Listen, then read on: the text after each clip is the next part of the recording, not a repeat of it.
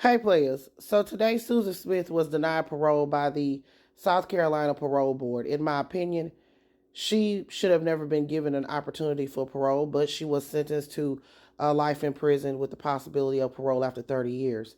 As we all know, back in 1994, Susan Smith was caught up in a man. This man said that he did not want to have children, so she decided to murder her 14-month-old son and 3-year-old son by letting her Mazda roll into a lake.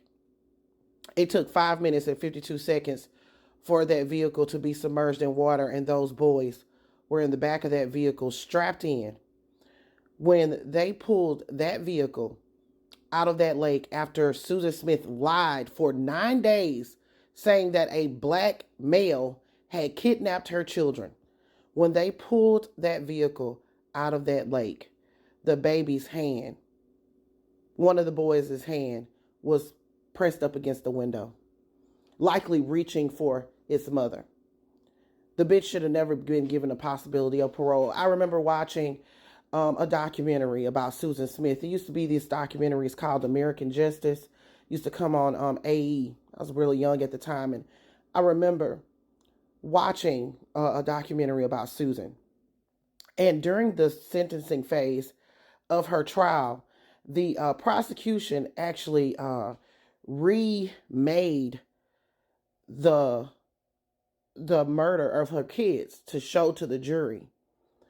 They got a vehicle exactly like Susan's and rolled it down that lake and put cameras inside of that car to show how long Susan actually had to save her boys after she drove that vehicle in the lake.